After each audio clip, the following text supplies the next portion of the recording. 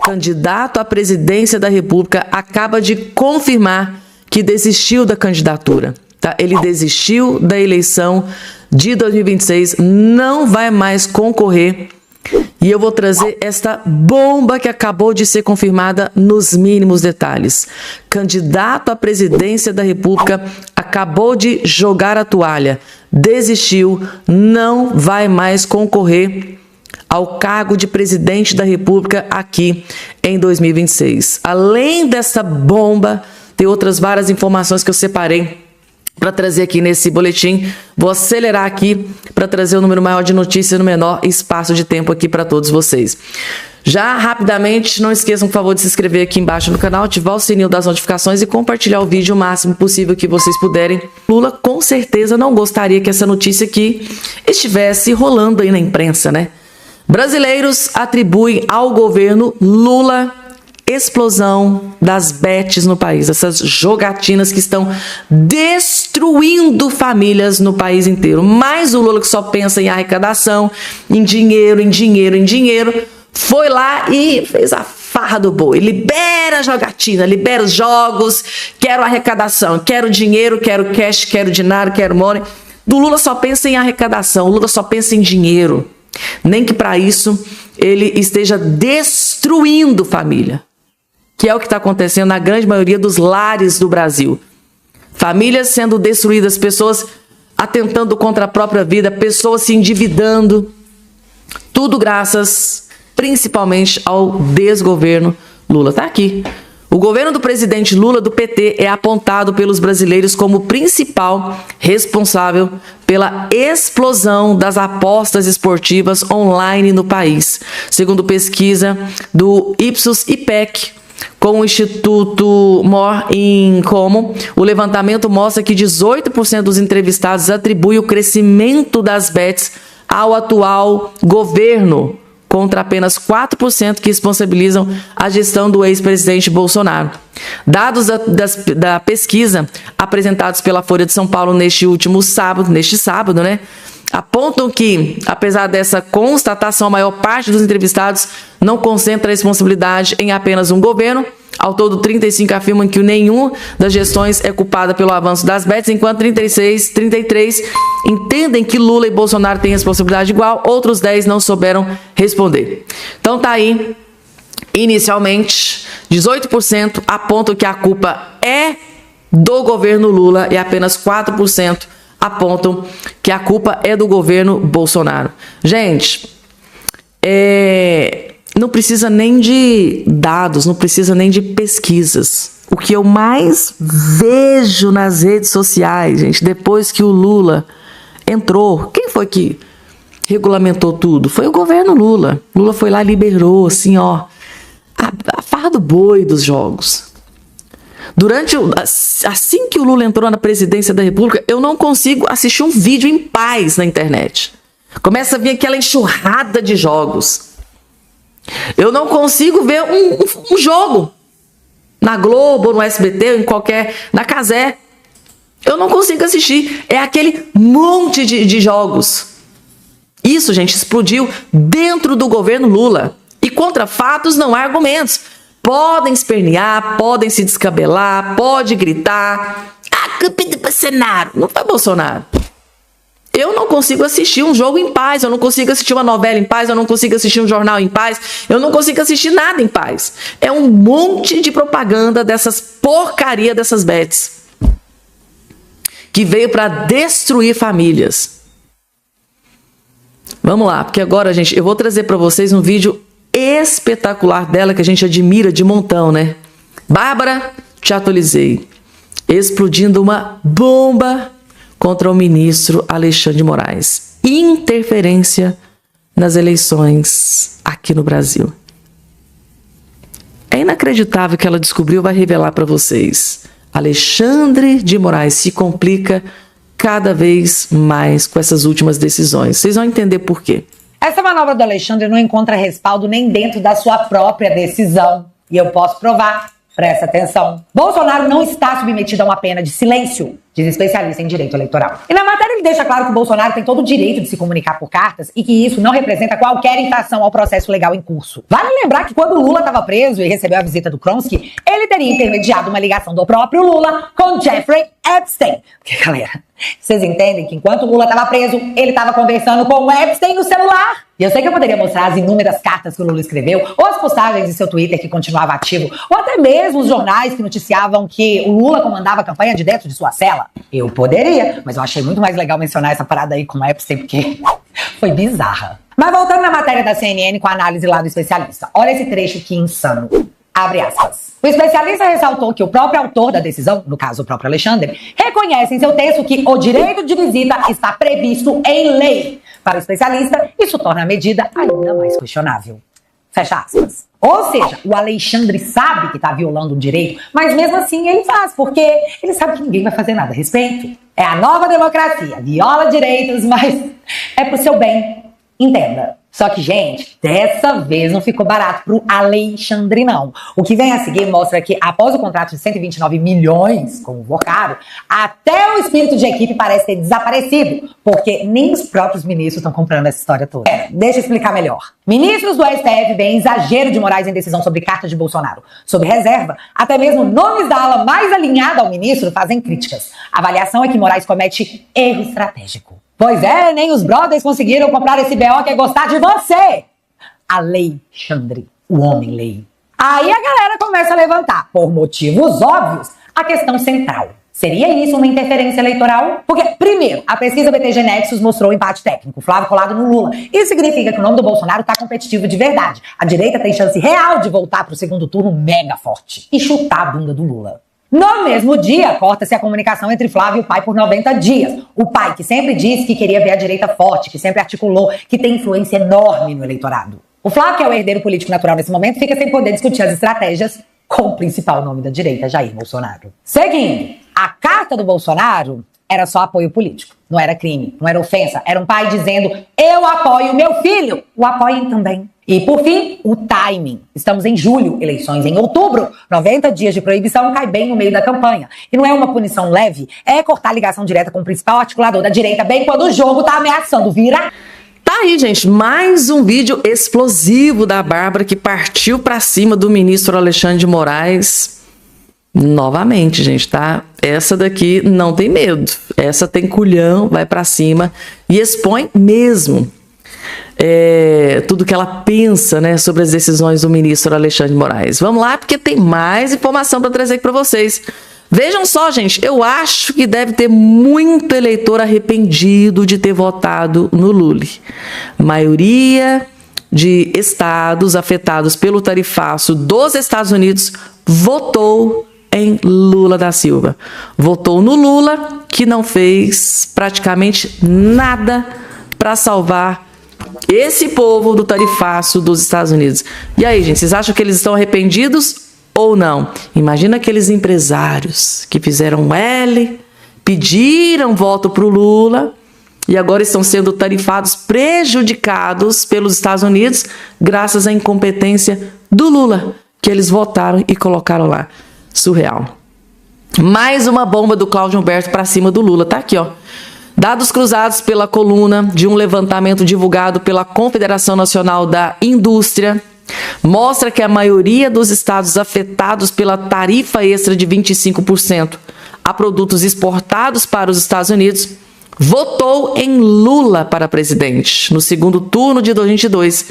Pelos números, entre 2026 e 2025, 20 estados apresentaram variação negativa nas exportações, sendo o Rio Grande do Norte, governado pela petista Fátima Bezerra, com o pior desempenho de 72%.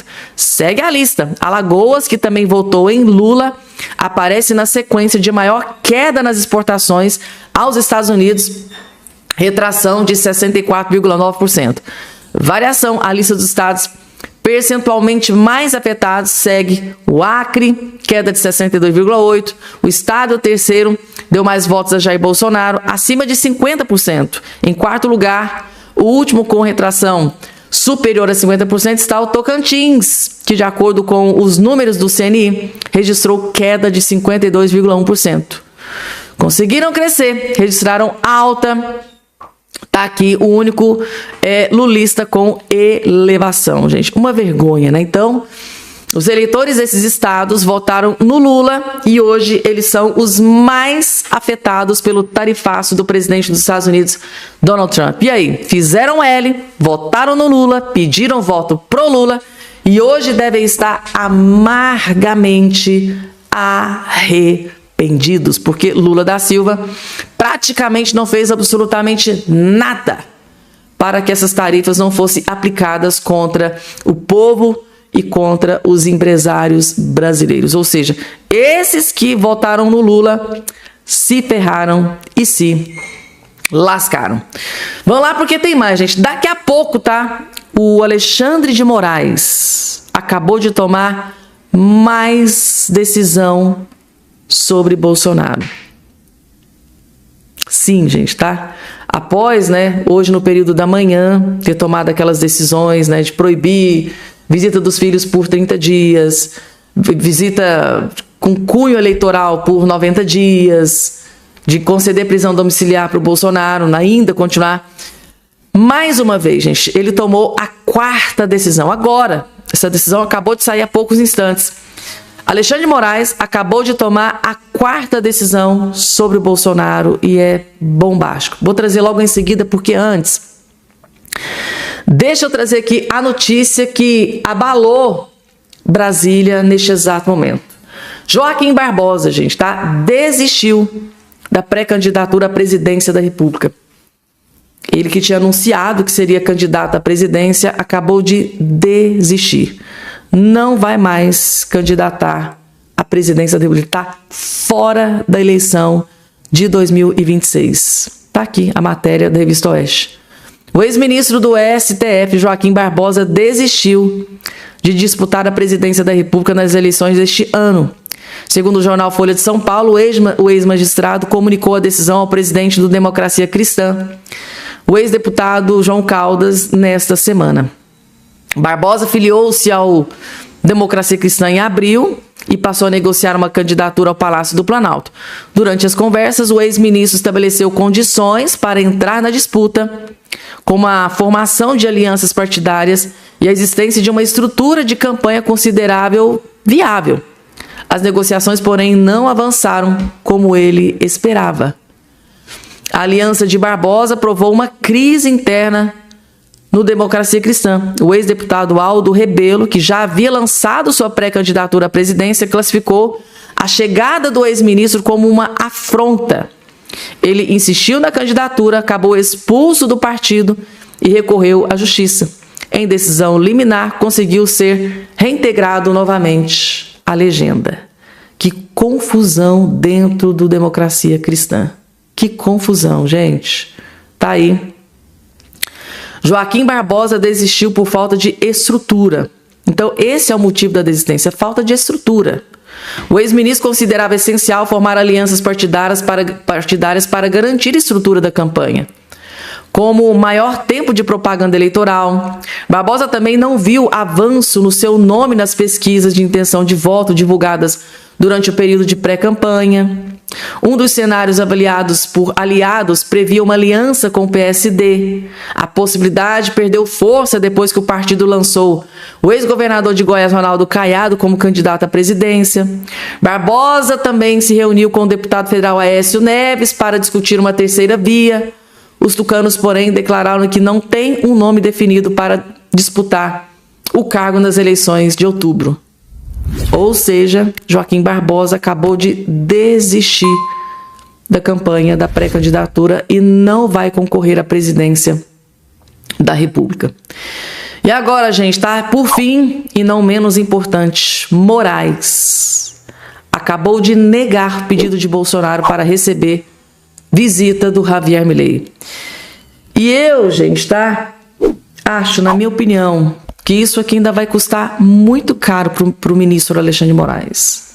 A partir do momento em que ele nega o pedido do Bolsonaro de receber a visita do presidente da Argentina, Javier Milei, eu acho que em algum momento isso aqui vai pesar para o ministro Alexandre de Moraes. Lembre-se que lá no início o jornalista revelou que os jornais internacionais, a imprensa internacional está acompanhando tudo que Alexandre de Moraes está fazendo com o Bolsonaro, não é? Então, mais essa aqui, ó, para conta do ministro Moraes. Ele acabou de negar, ele proibiu veemente o Bolsonaro de receber visitas pelos próximos 30 dias dos filhos, qualquer tipo de visita em cunho político por 90 dias, e isso, segundo o Alexandre de Moraes, inclui a visita do Javier Milei. Somente visitas de advogados e da defesa, né, os advogados. Os filhos, por 30 dias, nenhum pode visitar o Bolsonaro. Tá aí, gente. Nova decisão bombástica do ministro Alexandre de Moraes que chocou a direita. Os parlamentares, a família do Bolsonaro estão consternados com essa nova decisão do ministro. Parece que realmente o ministro quer aniquilar, né? Eliminar o Bolsonaro, porque não tem outra explicação. Meu Deus do céu, por que tanta perseguição? Pelo menos abre precedentes para a gente interpretar dessa forma. Muita atenção nessa bomba que o Eduardo Bolsonaro acabou de explodir e que vai deixar todos vocês completamente aterrorizados com o plano da esquerda para se perpetuar no poder. Não só aqui no Brasil. É muito pior do que a gente imaginava. Vocês vão entender tudo. Vejam só. Perguntas. Por que o Alexandre de Moraes decretou como sigiloso aquele inquérito de invasão hacker em 2018, abrindo depois uma investigação contra o Jair Bolsonaro e o deputado Felipe Barros por terem feito aquela live em agosto de 2021? Por que isso? Foi para defender a democracia mesmo? Por que em Quito, em 2014, na nona cúpula da Unasul, que é o nome fantasia do Foro de São Paulo, foi se dado ali como recomendação a criação de uma unidade eleitoral eletrônica para a América Latina, num tempo em que a esquerda estava com todo mundo de presidente na América Latina? Por que Barroso, presidente do TSE, entrou dentro do Congresso Nacional para impedir a aprovação do voto impresso, que já havia sido aprovado 3 vezes anteriormente pelo Congresso Nacional e sempre tido como inconstitucional pelo STF? Por que o Barroso fez isso em 2021? A PEC da Bia Kicis 315, porque teve que ser PEC, né? Porque por lei federal o STF invalida, diz inconstitucional, então vamos mudar a Constituição. Então tudo os fios estão se conectando. Porque isso daí não é uma desconfiança exagerada. Por que a live do Fernando Serimedo foi tida como não pode ser assistida no YouTube para você que está no Brasil? Você precisa de um VPN para assistir. Por que ela foi bloqueada? Por que o TSE mudou, né, os seus dados depois da live do Fernando Serimedo? Eu estava fazendo uma pesquisa aqui para buscar esse dado da Unasul de 2014 de Quito. Eu só encontrei no Opera Mundi. Meu pai discursava muito, por isso ficou na minha cabeça. Né? Meu pai lá atrás já alertava também. Outro que está botando chapéu de alumínio com a gente na data de hoje. E aí eu fui procurar no site oficial do governo. Eu não sei. Estava requerendo aqui, né, parecia que a matéria estava fora do ar e requeria autorização do administrador para entrar no site. Fiz uma pesquisa rápida aqui no Google. Eu não vou acusar o governo de ter deletado a matéria nem nada, mas estranho, né? Porque normalmente num site do governo fica aberto ao público. Essa notícia de Quito, em 2014, não está mais. Será que eles querem, não sei, dúvida sincera, será que eles querem tirar do ar essa questão que a Dilma sempre trabalhou pela unidade eletrônica eleitoral latino-americana? Por que o PT, até a eleição do Lula, em 2002, sempre desconfiou das urnas eletrônicas? Porque o Zé Dirceu criou, né, através de PL, pediu a criação de uma comissão externa para analisar as urnas eletrônicas. Isso sempre foi bandeira da esquerda, pessoal. É Leonel Brizola que começou, no escândalo do Proconsult, em 82, a desconfiar da informatização do sistema eleitoral. Fez um escândalo na frente da Globo, conseguiu o direito de resposta, e essa sempre foi uma pauta do PDT, curiosamente, né, do Carlos Lupe, que entrou com uma ação contra o Bolsonaro por encontrar com embaixadores e contestar as eleições brasileiras, e essa foi a ação, primeira julgada, que botou o Bolsonaro inelegível no TSE, quando ainda estavam lá Benedito Gonçalves, missão dada, missão cumprida, Alexandre de Moraes e outros, mas botou o Jair Bolsonaro inelegível por 8 anos. Carlos Lupe, então, pediu a inelegibilidade do Bolsonaro, gente. Carlos Lupe, né? A Madre Teresa de Calcutá do Congresso Nacional, envolvida até o talo no escândalo da roubalheira que saquearam os velhinhos e aposentados do nosso país. Carlos Lupe, um dos responsáveis por Bolsonaro estar inelegível nos tempos de hoje. É o poste mijando no cachorro, né, gente? Tá? É surreal. E aí, gente, o que é que vocês acharam? Qual a opinião de vocês com as declarações bombásticas do Eduardo Bolsonaro aqui nesse vídeo? Coloque aqui embaixo a opinião sincera aí de todos vocês. Um tema extremamente sensível, né? Forma de votação aqui no Brasil. Tema extremamente sensível. Foi tocado por Eduardo Bolsonaro. E aí, qual a opinião de vocês? Vocês concordam com o Eduardo Bolsonaro?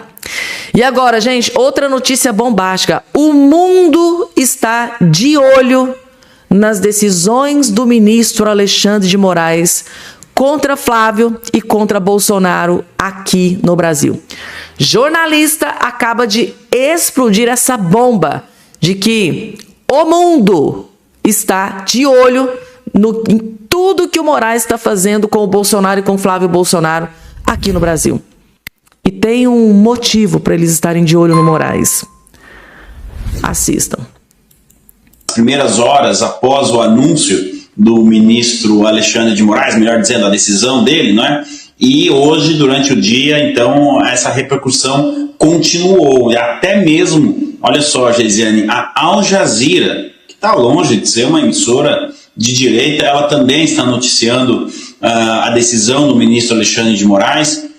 Na Espanha, o jornal El País, hoje cedo, já também destacava em sua seção internacional, além também de outros jornais. Eu quero destacar aqui, Geisiane, o Le Figaro da França, que também vai na linha de uma publicação da AFP, e dois jornais argentinos. O Clarín, tá aí a publicação do Figaro, né? Figaro, o Supremo Tribunal Federal proíbe Flávio Bolsonaro de visitar o pai até depois das eleições presidenciais. Destaque aí para a questão das eleições, e a gente vai falar disso. E também o Clarín na Argentina, mas o que mais chamou a atenção foi o La Nación, que é o jornal aí do país vizinho, né? Que diz o seguinte: revés para o bolsonarismo.